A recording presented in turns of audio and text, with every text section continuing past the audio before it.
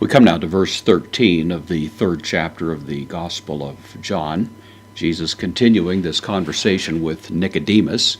He's just challenged Nicodemus at the point of the fact that Nicodemus, although more probably focused on all of those that he represents, that is the leadership of the Jewish world at that time, the Sanhedrin and so on, but including Nicodemus as well. He is, after all, the teacher of the Israel, as Jesus has said earlier, and yet has betrayed his ignorance of the idea that Jesus has communicated, namely that it's necessary for a person to undergo a rebirth, a radical transformation, a birth from the top, as it were, before they can see, let alone enter, the kingdom of God.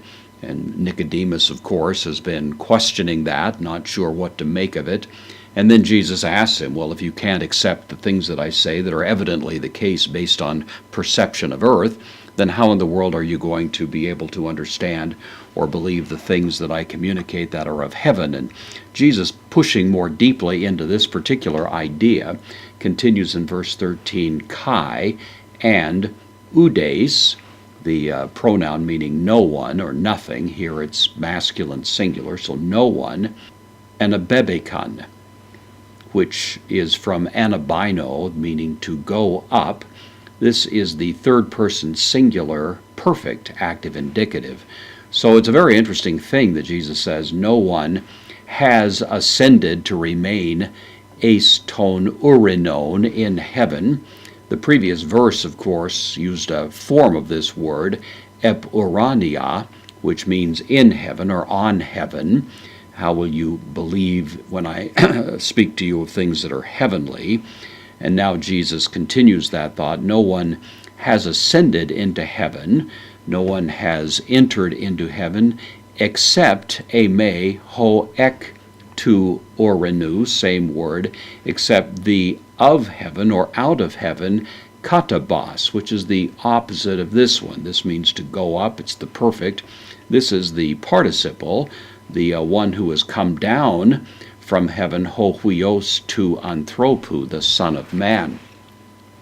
It's been a subject of some question and controversy as to what exactly is Jesus saying when he says no one has ascended into heaven except the one who has come down from heaven.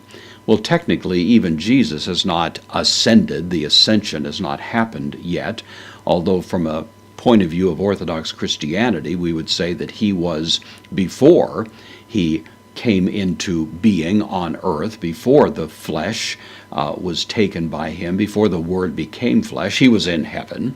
From a Trinitarian point of view, he was the second person of the Trinity, continued to be so.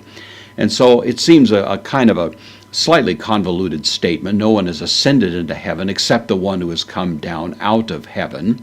And Jesus, in some way or other, is representing the fact that he indeed is the exclusive one who had a place in heaven from which he came. Technically, the ascension hasn't happened yet, but he's speaking of it in a sense as if it had happened. The certainty of it is such that it will happen, and thus he puts it in the perfect tense as if it were something that had already happened. And I suppose that's probably the best way of getting at the sense of it. It continues to be a bit of a controversy and a conversation, as you can imagine.